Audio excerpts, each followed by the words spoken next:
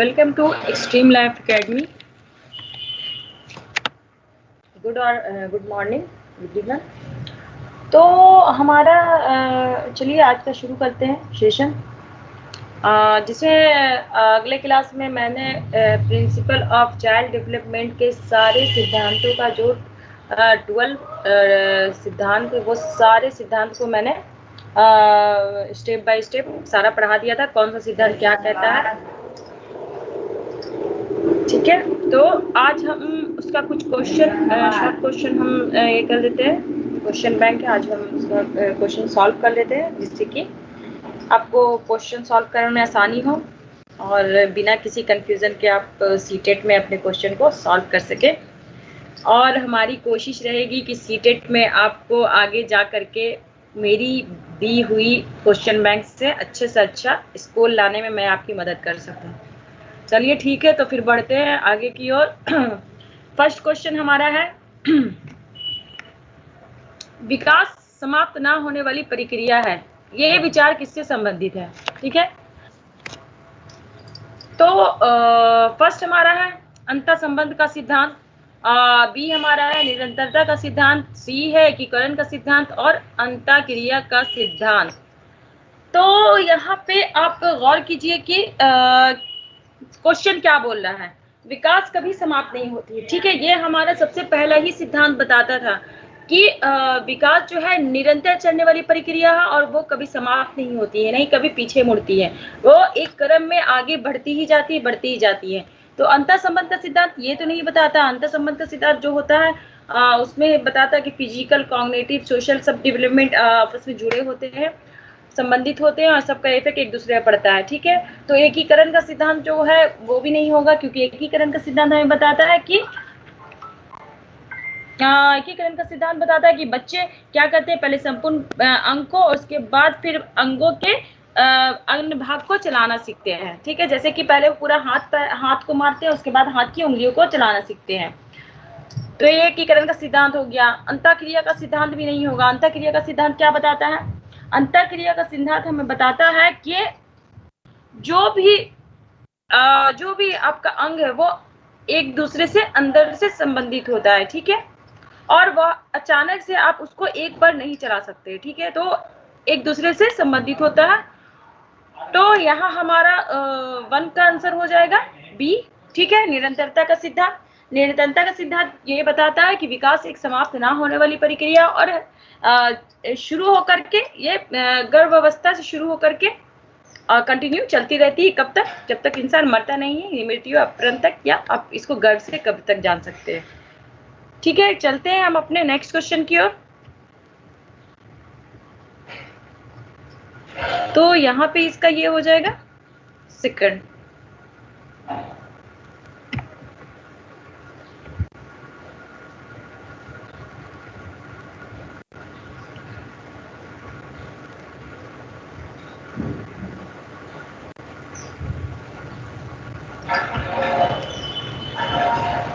Second question हमारा है, जिन बालक की औसत से अधिक वृद्धि होती है वो physical, cognitive, social, emotional development काफी ज्यादा होता है, कौन सा सिद्धांत ये बताता है। ठीक है, तो आप इसको देखिए, नीचे का ऑप्शन को पढ़िए और समझने की कोशिश कीजिए कौन सा आंसर हमारा हो सकता है। तो सबसे पहला हमारा है परस्पर संबंध का सिद्धांत, बी है विकास क्रम की एकरूपता, विकास क्रम की एकरूपता का सिद्धांत।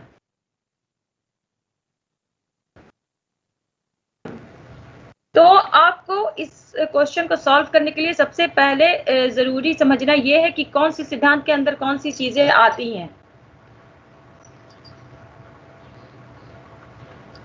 क्वेश्चन आप समझिए, जिस बालक की औसत से अधिक वृद्धि होती है वो फिजिकल यानी शारीरिक, कॉग्निटिव यानी मानसिक, सोशल मतलब सामाजिक, और इमोशनल के मतलब संवेगात्मक विकास काफी ज्यादा होता है उनके अंदर, जिनकी मतलब औसत से अधिक वृद्धि हो जाती है, मतलब उम्र जितनी उनकी उम्र है उससे ज्यादा वो ग्रोथ करके हैं। जिसका मैं बताई हूँ कि ग्रोथ का कॉजेस क्या हो सकता है, अन्य बालक के अंदर उसको अच्छा न्यूट्रिशन मिला है, अच्छी उसको इन्वायरमेंट मिली है, सारी चीजें उसे प्रोवाइड की गई जिससे वो औसत से अधिक वृद्धि कर रहे हैं। तो यहाँ पे अगर विकास क्रम की एक रूपता क्या बताता है कि इसमें बालक क्या करता है, पहले अपने पूरे अंगों को, बाद में अंग के अन्य भागों को चलाना सीखता है। ठीक है, तो ये हमारा तो नहीं हो पाएगा, ये तो अलग चीज है। ये हमारा बोला सोशल सब डेवलपमेंट काफी ज्यादा होता है, तो ये हमारा नहीं हो पाएगा। एकीकरण का सिद्धांत है, एकीकरण का विकास एक क्रम में चलता है, ये बता रहा है। ठीक है, विकास क्रम की एक रूपता। एकीकरण का सिद्धांत बता रहा है कि पहले बालक अपने हाथों को, फिर उसके बाद अन्य अंगों को चलाना सीखता है, मतलब पूरे हाथ को, फिर अपनी फिंगर को चलाना सीखता है। ठीक है, तो एकीकरण का सिद्धांत ये बताता है। विकास की दिशा का सिद्धांत क्या बताता है? विकास की दिशा का सिद्धांत ये बताता है कि यह एक व्यक्ति की ये दिशा व्यक्ति और वांछनीय कारण से प्रभावित होती है, ये हेरिडिटी और इन्वायरमेंट से प्रभावित होती है, और उसके बाद दोनों का इफेक्ट पड़ के वो उस दिशा में जाती है। और ये हर व्यक्ति में क्योंकि इन्वायरमेंट और हेरिडिटी अलग होती है, तो ये दिशा का सिद्धांत ये बताता है कि हर व्यक्ति में दिशा का एक दिशा में नहीं चलती है, जिसका हेरिडिटी और इन्वायरमेंट का पर प्रभाव जिस होता है, जिसके कारण दिशा अलग अलग होती है और ये एक दिशा की तो इसमें सबसे पहले क्या बता रहा है कि एक दिशा का सिद्धांत में आप ये समझ लीजिए कि सबसे पहले इसमें क्या बताया जाता है कि बालक अपने सिर को और हाथों की गति पर नियंत्रण करता है, यानी सर को, और उसके बाद हाथों की गति को नियंत्रण करता है। क्योंकि आप देखिए जब बच्चा बहुत छोटा होता है तो उसके जो सर होते हैं वो काफी फ्लेक्सिबल होते हैं, मतलब वो अपने सर को कंट्रोल नहीं कर पाता है। और जब भी बच्चे को गोद लिया जाता है तो सर पे हाथ रख के गोद लिया जाता है। ठीक है, क्योंकि उसका जो होता है वो बहुत फ्लेक्सिबल होता है। और फिर हाथ की गति में नहीं, तो सबसे पहले जब उसका डेवलपमेंट होता है तो अपने सर को सबसे पहले सर को ये करता है, क्या कहते हैं उसको, सर पे अपना नियंत्रण करता है, उसके बाद अपने हाथ की गति को नियंत्रित करता है, और उसके बाद फिर टांगों की गति को नियंत्रित करता है। ठीक है, और इसके बाद ही वो अच्छे से बिना सहारे के चल सकता है। और ये जो दिशा है सब में एक ही होती है, लेकिन कोई बच्चा अब न्यूट्रिशन उसको अच्छा मिला है तो मानी सी बात है वो अपने उसकी बॉडी का ग्रोथ अच्छा होगा तो वो अपने सभी बॉडी को अच्छे से नियंत्रित कर पाएगा। और तो ये भी सिद्धांत हमें ये नहीं बताता, ये तो शरीर से संबंधित है। तो हमारा इसमें हो जाएगा परस्पर संबंध का सिद्धांत। परस्पर संबंध का सिद्धांत ये बताता है क्या, ये मैं बता देती हूँ, भी यहाँ पे मैं टिक कर देती हूँ। तो ये हमारा हो गया परस्पर संबंध का सिद्धांत।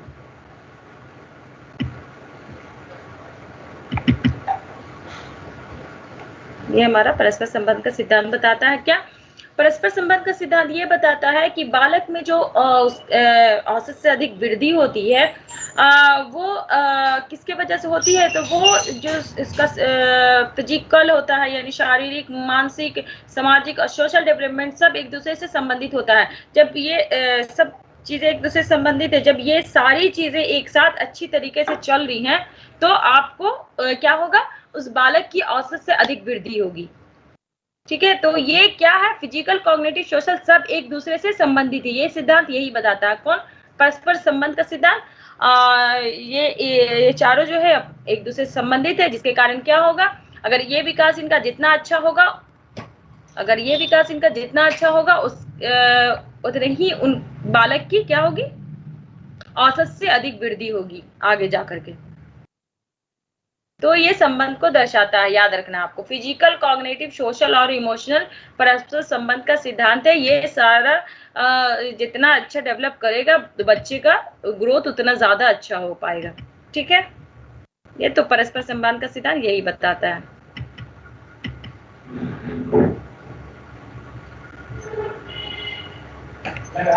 ठीक है, कोई दिक्कत, कोई परेशानी नहीं होनी चाहिए। मैंने सारे जो भी था इसमें ऑप्शन सारे का मैंने पॉइंट वाइज बता दिया। नेक्स्ट चलते हैं नेक्स्ट क्वेश्चन की ओर।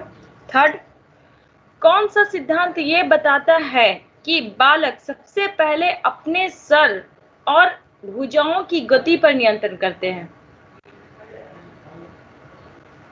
सबसे पहले क्या करते हैं, सर और भुजाओं की गति पर नियंत्रण करना सीखता है और फिर अपने पैरों पर। ये सिद्धांत कौन सा ये सिद्धांत बताता है?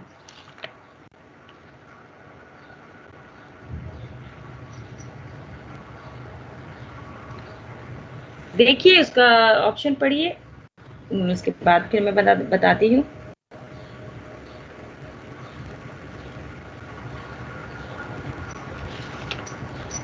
तो फर्स्ट है हमारा विकास क्रम की एकरूपता।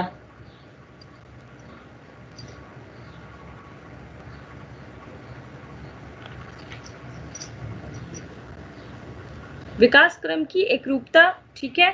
सेकंड है परस्पर संबंध का सिद्धांत। थर्ड है विकास की दिशा का सिद्धांत और एकीकरण का सिद्धांत। तो आप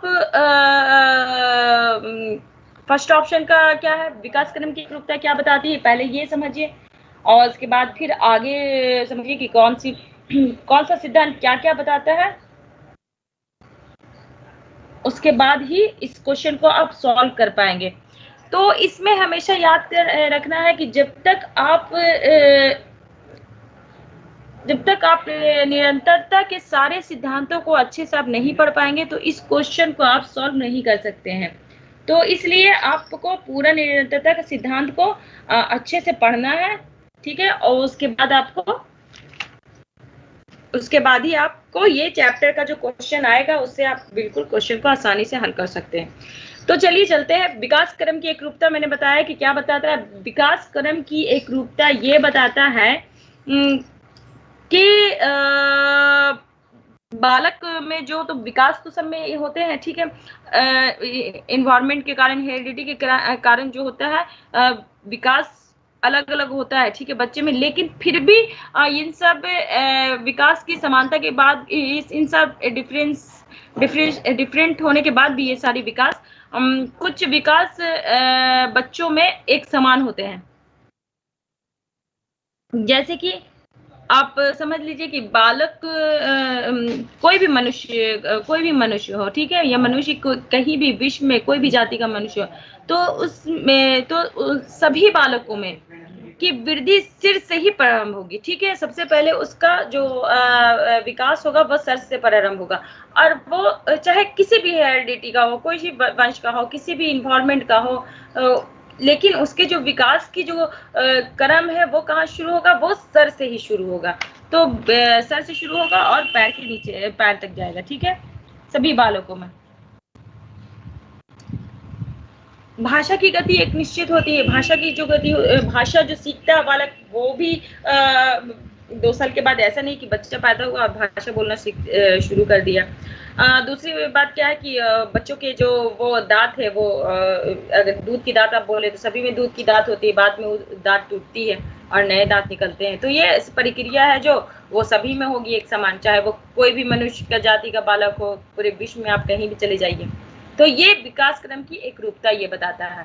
परस्पर संबंध का सिद्धांत मैंने बता दिया था, क्या था कि परस्पर संबंध शारीरिक, मानसिक, सामाजिक और संवेगात्मक विकास एक दूसरे से संबंधित होते हैं, और ये सारे विकास जितना अच्छा होगा उतना अच्छा इन लोगों का ग्रोथ होगा, ठीक है, बच्चे का ग्रोथ होगा।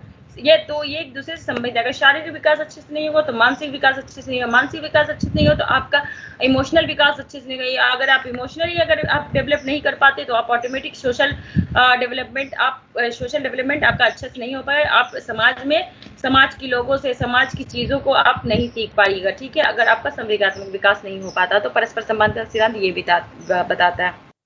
विकास की दिशा का सिद्धांत क्या बताया, अभी मैंने बताया कि विकास की दिशा का सिद्धांत ये बताया है कि सबसे पहले बालक क्या करता है, अपने सिर को और फिर हाथों की गति पर नियंत्रण करता है। यानी सबसे पहले अपने सर पर वो नियंत्रण करना सीखता है, फिर हाथों पर, उसके बाद वो पैर पर गति पर नियंत्रण करना सीखता है।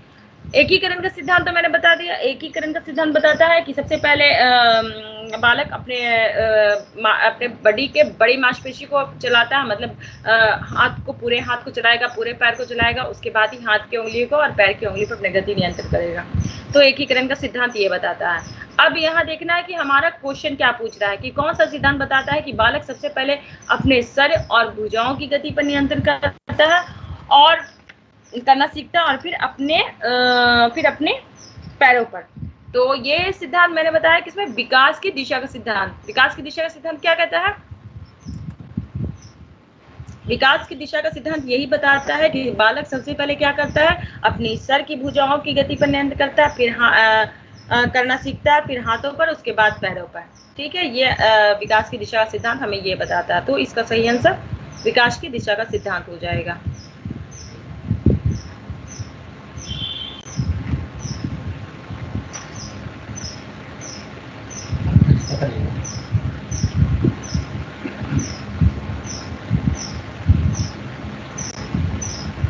तो ये हमारा हो गया सी।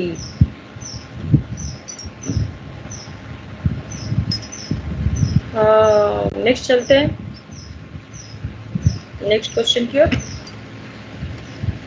फोर्थ, कौन सा सिद्धांत ये बताता है कि बालकों का विकास उनकी व्यक्तित्वता के अनुरूप होता है?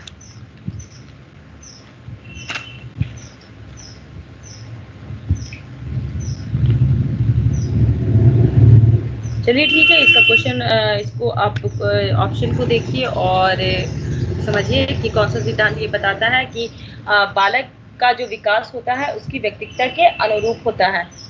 तो व्यक्तित्वता का अंतर का सिद्धांत हो गया, यहाँ पे है।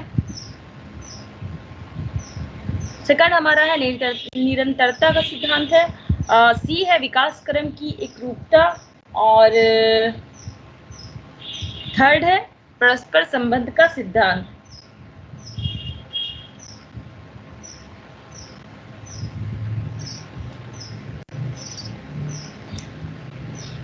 तो निरंतर यहाँ पर क्वेश्चन समझिए कि क्या है। सबसे पहले कि कौन सा सिद्धांत बताता है कि बालकों का विकास उनकी व्यक्तित्व यानी उनके जो व्यक्तित्व होता है उसी के अनुरूप वो बढ़ता है।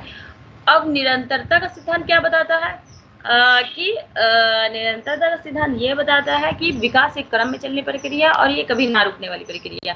विकास क्रम की एकरूपता कि बालक सबसे पहले अपने हाथों, अपने बड़ी मांसपेशी को यानी पूरी हाथों को, फिर पैरों को, उसके बाद अपने मांसपेशी की छोटी छोटी अंगों को चलाना सीखता है। तो विकास क्रम की एकरूपता ये सिखाता है, विकास क्रम की एकरूपता ये नहीं सिखा। विकास क्रम की एकरूपता ये बताया था ना मैंने कि विकास क्रम की एकरूपता आपको बताता है कि बहुत सारे डिफरेंसेस होने के बावजूद कुछ व्यक्ति में क्या होती है, जो विकास होती है वो समान रूप से चलती है। जैसे कि हाथों, जैसे कि आपको हो गया भाषा का विकास हो गया, जैसे कि दूध के दांत का आना और उसका टूटना, फिर दोबारा नए दांतों का निकलना। तो ये क्या है, विकास क्रम की एकरूपता है। हाँ, बालकों का अपने पहले सर पर नियंत्रण करना, फिर बाद में सर से प्रारंभ होती है उसका जो विकास होता है, सर से प्रारंभ होता है, फिर हाथ, फिर पैर का विकास होता है। तो ये सारी चीजें एक रूपता मतलब एक रूप से सभी बालकों में होती है। ठीक है। और डी परस्पर संबंध का सिद्धांत क्या बताता है? परस्पर संबंध का सिद्धांत मैंने बता दिया कि फिजिकल, कॉग्निटिव, शारीरिक सारा विकास एक दूसरे से संबंधित होती है। ये इसमें से अगर कोई एक विकास आपका गड़बड़ होता है तो बच्चे का विकास सही से नहीं हो पाएगा। तो यहाँ पे क्वेश्चन क्या बोल रहा है, कौन सा सिद्धांत? उनकी व्यक्तित्वता के नोट। तो यहाँ पे हमारा आंसर हो जाएगा व्यक्तित्व अंतर का सिद्धांत। व्यक्तित्व अंतर का सिद्धांत क्या बताता है कि दो व्यक्ति में क्या होता है, विकास का जो गति होती है वो अलग अलग होती है।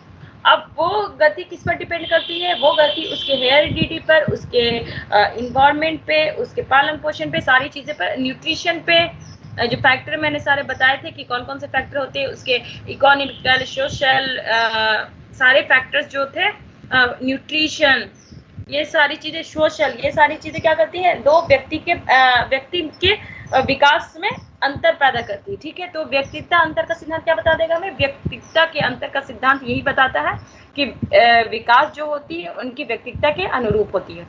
तो यहाँ पर हमारा हो जाएगा आंसर ए।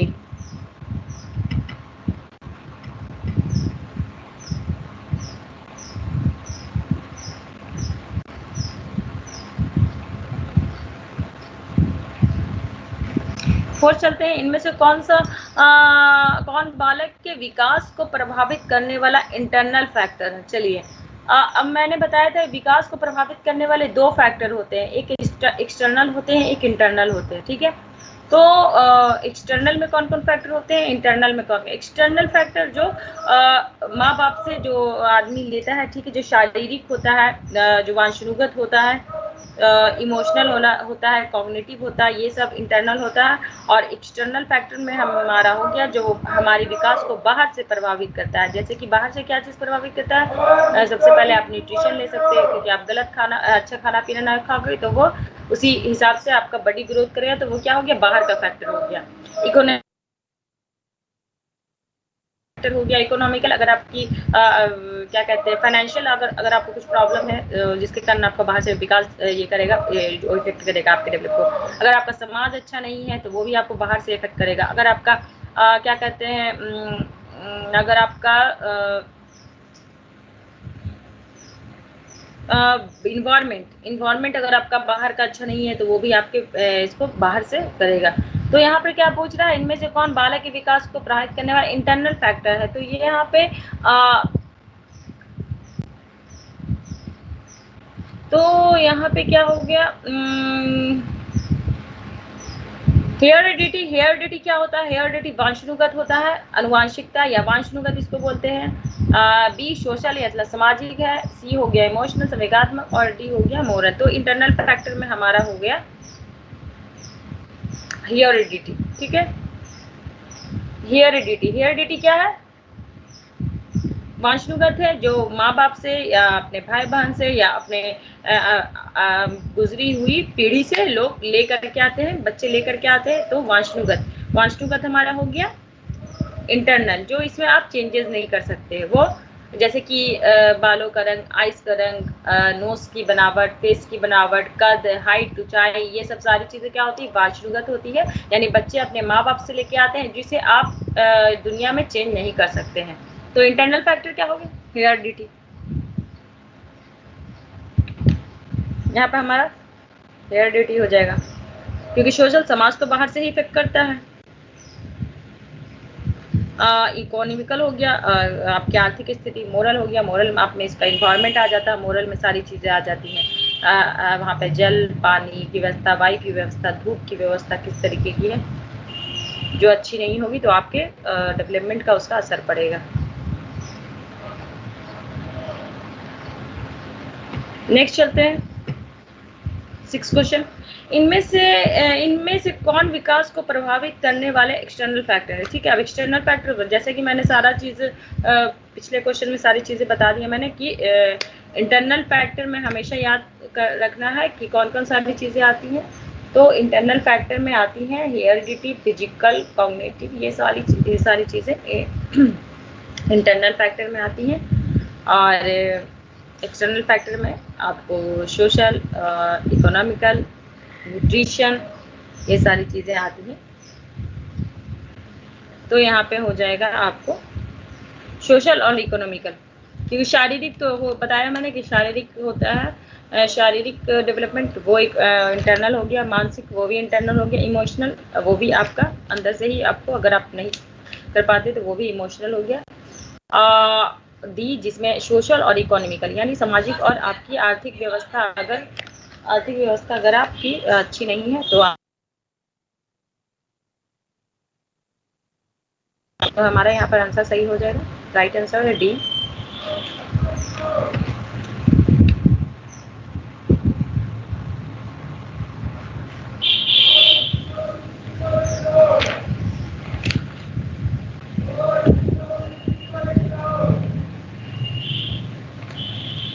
चलते हैं हमारे 7 क्वेश्चन पर। कौन सा सिद्धांत ये बताता है कि बालक पहले पूरे हाथों को, फिर उंगलियों को और फिर हाथ और उंगलियों को एक साथ चलाना सीखता है? तो ये आप ये तो मैंने सारी बार मैंने बता दिया कि इजी से आप इसको, मैं समझती हूँ कि आप इजी से इसको सॉल्व कर पाएंगे इस क्वेश्चन को।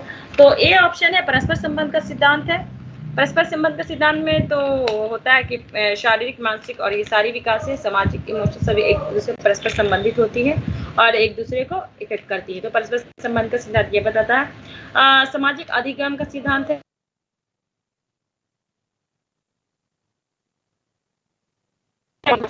से जो आदमी सीखता है वो एकीकरण का सिद्धांत हो गया। और निरंतरता का सिद्धांत हमें क्या बताता है कि विकास एक ना रुकने वाली प्रक्रिया और हमेशा चलने वाली प्रक्रिया और एक क्रम में चलती।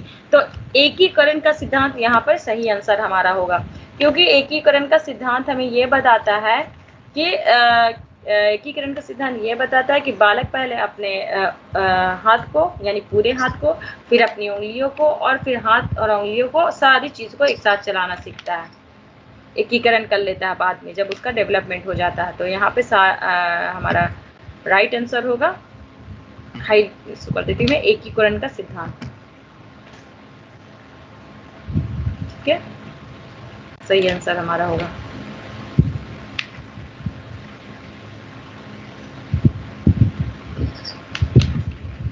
हाँ, अब हमें पे शिक्षा मनोविज्ञान एक विज्ञान है। ठीक है, शिक्षा मनोविज्ञान एक विज्ञान है, यानी किस तरीके का विज्ञान है शिक्षा मनोविज्ञान?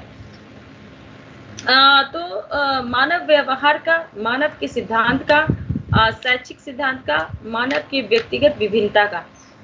तो मानव विज्ञान क्या है कि बालक के बारे में, उसके बिहेवियर के बारे में, जो बच्चा किस तरीके से बिहेव करता है उसके बारे में समझ के, यानी हर बच्चे का व्यवहार जो होता है वो अलग तरीके का होता है।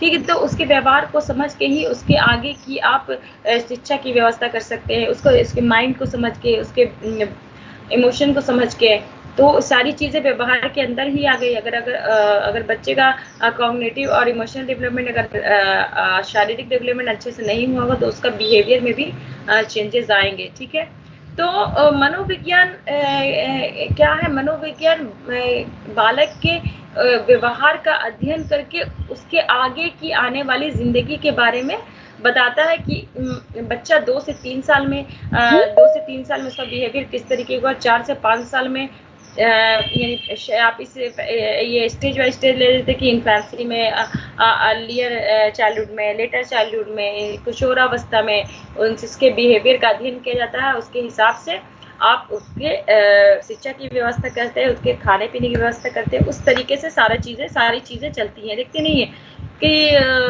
जैसे जैसे उसका डेवलपमेंट होता है, उसकी पढ़ाई बढ़ती है, उसका न्यूट्रिशन में चेंजेस होता है।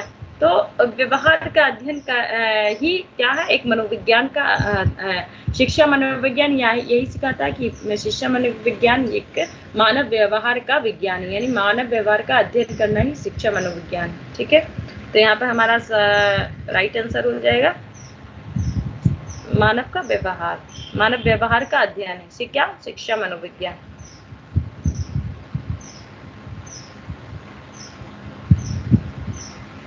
ए।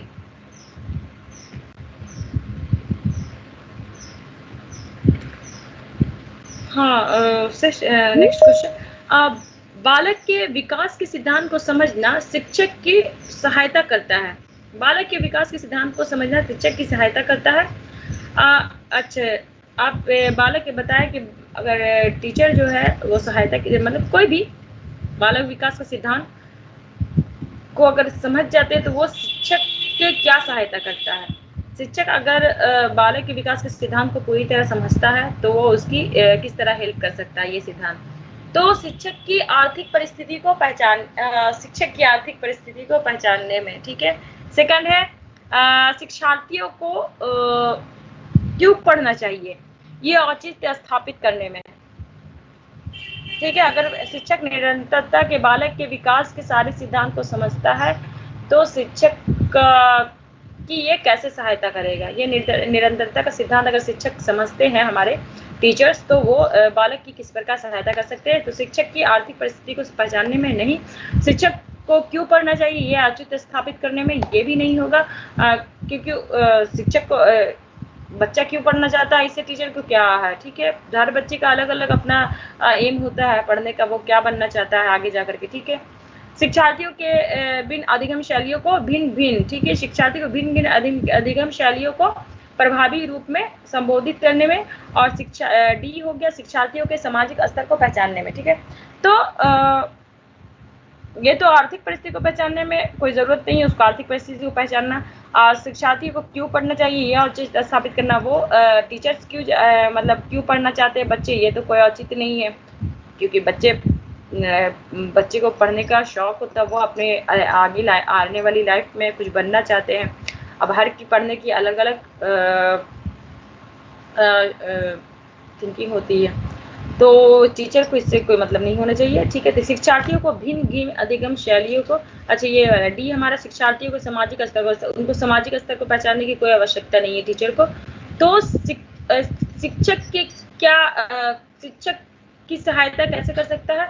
तो अगर निरंतरता का सिद्धांत अगर शिक्षक को मालूम है तो वो शिक्षार्थियों के अलग अलग अधिगम, मतलब अधिगम क्या, पढ़ना पढ़ाना,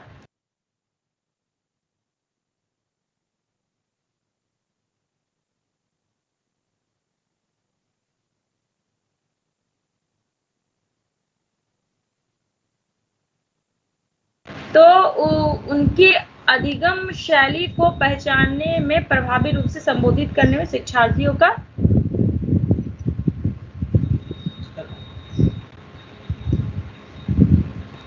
प्रभावी रूप से संबोधित करने में ये उसका हेल्प कर सकता है। अगर वो निरंतरता के सिद्धांत को समझते हैं तो वो शिक्षार्थियों के अधिगम शैलियों को प्रभावी रूप से संबोधित कर सकते हैं।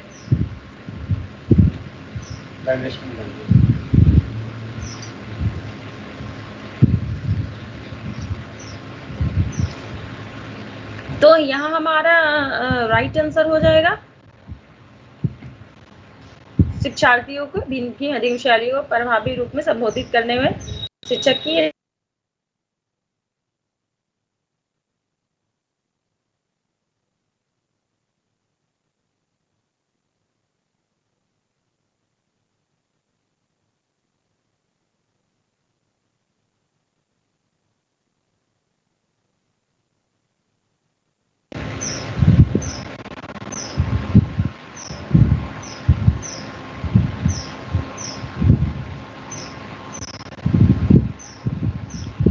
तो नेक्स्ट हमारा क्वेश्चन है, मानव विकास कुछ विशेष सिद्धांत पे आधारित है, इनमें से कौन मानव विकास का सिद्धांत नहीं है? ठीक है, तो मैंने सारा बता दिया आपको कि कौन कौन सारे सिद्धांत है।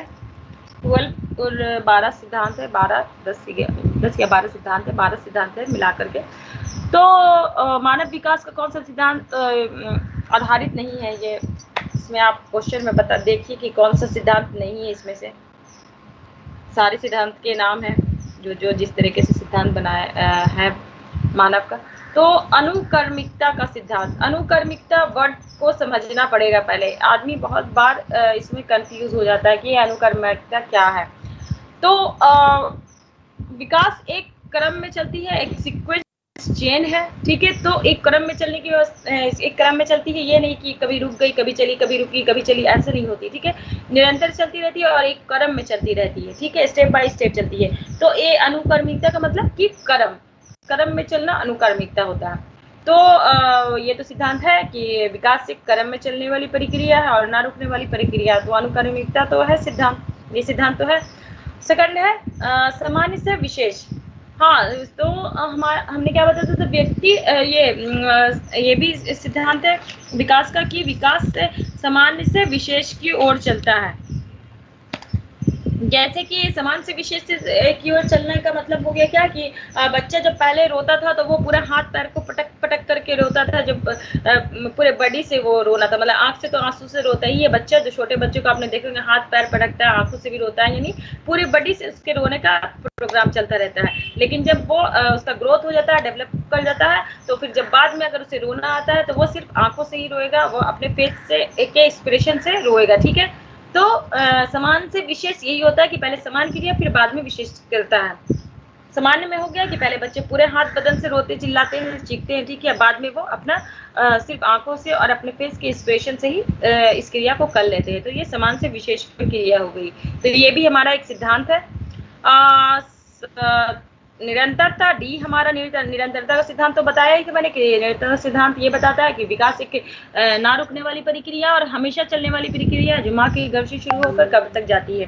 और सी हमारा प्रतिवर्ती। अब यहाँ पे हम कंफ्यूज हो जाते हैं कि ये प्रतिवर्ती का मतलब होता क्या है, ठीक है।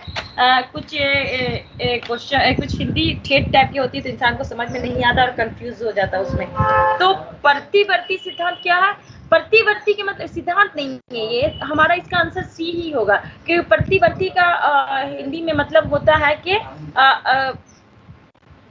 मुड़ने वाली, पीछे मुड़ने वाली प्रक्रिया को प्रतिवर्ती कहते हैं।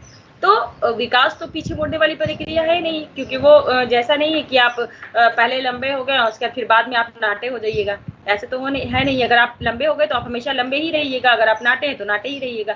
तो ये प्रतिवर्ती के मतलब बताता है कि वो पीछे मुड़ने वाली प्रक्रिया, ठीक है। तो मानव का विकास तो पीछे मुड़ने वाली प्रक्रिया है नहीं, तो पर यहाँ पे हमारा रॉन्ग आंसर क्या है, मतलब सही आंसर है, सही आंसर सी है कि प्रतिवर्ती ये कोई सिद्धांत नहीं है, मानव विकास का ये कोई सिद्धांत नहीं है।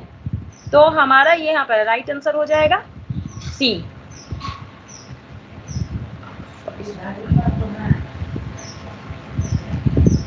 तो हमारा यहाँ पर राइट आंसर है सी, ठीक है। अनुक्रमिकता का सिद्धांत है, सामान्य से विशिष्ट भी सिद्धांत है मानव का, और निरंतरता भी सिद्धांत है। ठीक, प्रतिवर्ती जो बता रहा है कि पीछे मुड़ने वाली, प्रतिवर्ता का मतलब होता है पीछे मुड़ने वाली, तो विकास कोई पीछे मुड़ने वाली प्रक्रिया नहीं है, तो यहाँ पर सही आंसर प्रतिवर्ती। चलते हैं आप अपने नेक्स्ट क्वेश्चन की ओर। 12 क्वेश्चन, इनमें से कौन बाल विकास का सिद्धांत है? कौन सा बाल विकास का सिद्धांत है? विकास परिपक्व अनुभव है के बीच अनुक्रिया की वजह से होता है, ठीक है। सेकंड है विकास प्रत्येक व्यक्ति की गति से सही ढंग से अनुमान लगाया जा सकता है। अनुभव विकास का एक मात्र निर्धारक है। अनुभव विकास का, अच्छा ये अनुभव विकास का एक मात्र निर्धारक है। विकास प्रबलन तथा दंड के द्वारा सुनिश्चित किया जाता है। तो कौन सा सिद्धांत इसमें से नहीं है? आप तो बताइए इसमें से कौन सा सिद्धांत नहीं है?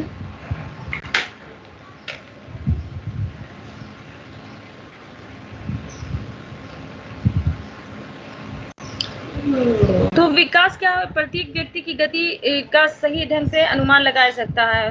तो ये आप समझ लीजिए कि हर व्यक्ति का विकास किस तरीके से होगा, इसका तो अनुमान इंसान लगा नहीं सकता है, ठीक है। हाँ, उसकी भविष्यवाणी जरूर कर सकता है कि दिशा मतलब किस दिशा में जाएगी, लेकिन प्रत्येक व्यक्ति की गति क्या होगी, गति पर आप उसके अनुमान नहीं लगा सकते, क्योंकि गति जो होती है वो उसके न्यूट्रिशन, उसकी हेरिडिटी, उसकी फिजिकल सारी चीज़ें पर डिपेंड करती है। तो आप व्यक्ति की गति का सही ढंग से अनुमान नहीं लगा सकते हैं। अनुभव विकास का एकमात्र निर्धारक, अनुभव नहीं, ये भी गलत है। अनुभव से थोड़ी विकास होता है, अनुभव विकास का निर्धारक थोड़ी होता है। विकास का निर्धारक तो फिजिकल, कॉग्निटिव, सोशल और इमोशनल, न्यूट्रिशन, ये सारी चीजें विकास की गति का निर्धारक होता है। तो अनुभव ये हमारा रॉन्ग आंसर है। डी विकास प्रबलन तथा दंड के द्वारा सुनिश्चित। तो विकास को आप कभी भी दंड यानी किसी को मार कर पीट कर उसके विकास को आप सुनिश्चित नहीं कर सकते हैं। विकास एक बहुत ही अलग टाइप की प्रक्रिया है, जो मैंने बताया है कि जो निरंतर चलती है, जो शारीरिक, कॉग्निटिव, सोशल, इमोशनल, ये सारी चीज़ों पर वो डिपेंड करती है। तो आप उसे दंड के द्वारा आप सुनिश्चित नहीं कर सकते। तो यहाँ पर हमारा आंसर हो जाएगा ए विकास। तो यहाँ पर हमारा आंसर हो जाएगा विकास परिपक्व तथा अनुभव के बीच, अन्य क्रिया के बीच, यानी परिपक्वता यानी मैच्योरिटी और अनुभव, एक्सपीरियंस, दोनों के बीच जो दोनों बीच ये चलने वाली एक कड़ी है, ठीक है। मैच्योरेशन और एक्सपीरियंस दोनों के बीच ये चलने वाली एक अन्य क्रिया है, ठीक है। तो यहाँ पर हमारा सही आंसर हो जाएगा ए। हाईलाइट कर देती है यहाँ पर मैं, सही आंसर है, ठीक है। चलते हैं नेक्स्ट क्वेश्चन की ओर।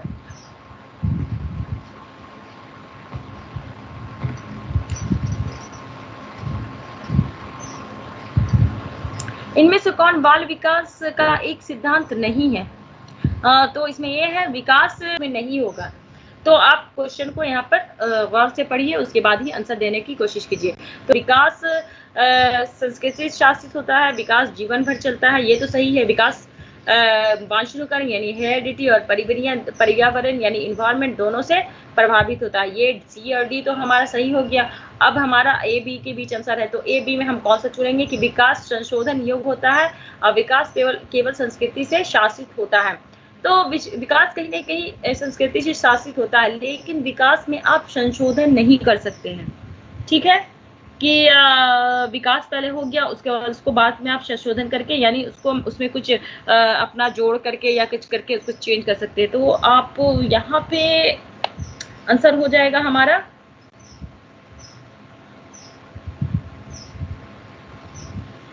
तो यहाँ पर आंसर हो जाएगा हमारा ए।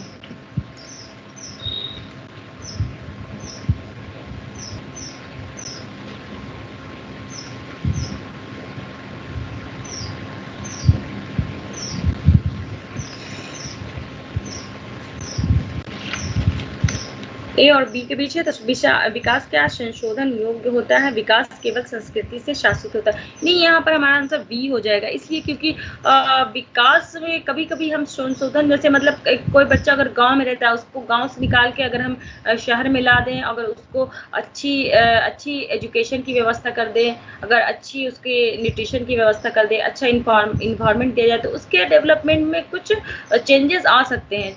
और यहाँ पर एक चीज यह है, विकास केवल संस्कृति से शासित होता है, तो ये संस्कृति जो कल्चर होती है उसी से वो इफेक्ट करता है या उसी द्वारा वो चलता है, ये कहना बिल्कुल गलत है। तो हमारा यहाँ पर आंसर बी हो जाएगा। ठीक है, कि विकास केवल संस्कृति से शासित नहीं होता है। ठीक है, ये तो सारी चीजें से संबंधित होता है, ये फिजिकल, कॉग्निटिव, इमोशनल, न्यूट्रिशन, सारी चीजों से ये इफेक्टिव होता है। तो ये संस्कृति से सिर्फ शासित नहीं होगा, इसलिए यहाँ पर रॉन्ग आंसर, सही आंसर बी होगा। विकास को हम कुछ चेंजेस हम इसमें कर सकते हैं, जैसे कि मैंने एग्जांपल बताया कि आपको अगर आप किसी बच्चे गांव में है, अगर उसको शहर में ला दे तो और उसका अच्छी शिक्षा की और सारी चीजों की व्यवस्था कर दे, तो उसके विकास में कुछ हम चेंजेस कर सकते हैं। ठीक है, नेक्स्ट चलते हैं। बाल मनोविज्ञान में अध्ययन किया जाता है, तो किसका अध्ययन किया जाता है? बालक के जन्म से लेकर बाल्यावस्था तक, जन्म के पूर्व गर्भावस्था से लेकर किशोरावस्था तक, बालक के जन्म से लेकर पूर्व प्रौढ़ावस्था तक, प्रौढ़ा मतलब वृद्धावस्था। डी हो गया बालक के जन्म से लेकर युवा अवस्था तक। तो हमारा यहाँ पर सही आंसर हो जाएगा बालक मनोविज्ञान कहाँ तक करता है, क्योंकि हमारी 4 स्टेज 4 स्टेज जो है, infancy, earlier childhood, letter childhood और एडोलेसेंस।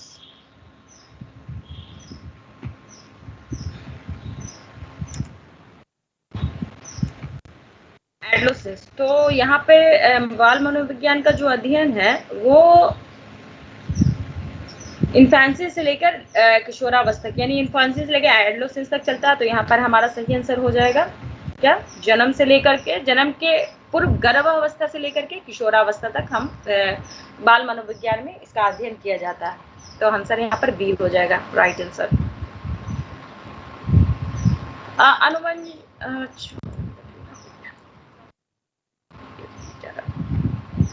14 में क्या है, 14 में आंशिक पुनर्बलन का सिद्धांत किसने दिया? ठीक है, तो हाँ, ये क्वेश्चन आता है, इसको आपको याद करना पड़ेगा या रखना पड़ेगा, ये तो आपको जो भी आप समझ लीजिए, लेकिन आपको रखना ही पड़ेगा, क्योंकि ये तो नाम याद करना है, तो उसको आपको दिमाग में रखना ही पड़ेगा। तो आंशिक पुनर्बलन का सिद्धांत किसने दिया है? तो आंशिक पुनर्बलन का सिद्धांत डोनाल्ड नील मिरल ने दिया है। डोनाल्ड नील मिरल, जेम्स मिल ने नहीं दिया, वुडवर्थ ने नहीं दिया, न्यूटन ने नहीं दिया, तो डोनाल्ड नील मिरल ने ये दिया है कि आंशिक पुनर्बलन का सिद्धांत किसने दिया है? तो ये डोनाल्ड नील मिरल ने दिया है। तो इसको आपको याद रखना होगा, ये क्वेश्चन आता है, इंपॉर्टेंट क्वेश्चन है 1 नंबर का।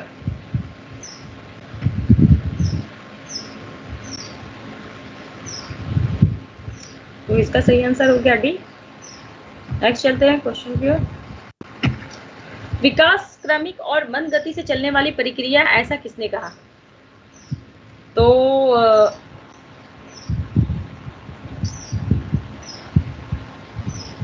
तो यह हमारा लास्ट की यहाँ पर ऐसा आंसर हो जाएगा सही।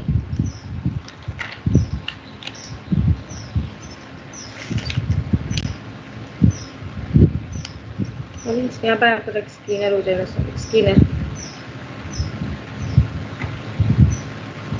तो यहाँ पर हमारा राइट आंसर है स्किनर। स्किनर जी ने ये बोला, कि विकास क्रमिक और मंद गति से चलने वाली प्रक्रिया है। ऐसा किसने कहा है? तो ऐसा हमारे स्किनर जी ने बोला है, ये मनोवैज्ञानिक थे। तो ये जो चीजें, ये वाली चीज जो आपको वो मतलब याद रख लीजिए, जो भी बोल दीजिए, क्योंकि माइंड में तो आप इसको समझ नहीं सकते, इसको तो याद ही करना पड़ेगा। तो इसको याद रखना इन दो क्वेश्चन को। जैसे दो लास्ट वाले जो दो क्वेश्चन थे, आंशिक पुनर्वलन का सिद्धांत किसने दिया? तो डोनाल्ड लीन मिलर। और 15 में जो हमारा क्वेश्चन है कि विकास क्रमिक और मंद गति से चलने वाली प्रक्रिया, ऐसा हमारे स्किनर जी ने बोला था। तो आज का हमारा ये सेशन क्वेश्चन बैंक जो मैंने किया प्रिंसिपल और चाइल्ड डेवलपमेंट का, ये कंप्लीट हो गया। कल हम लोग फिर नेक्स्ट चैप्टर की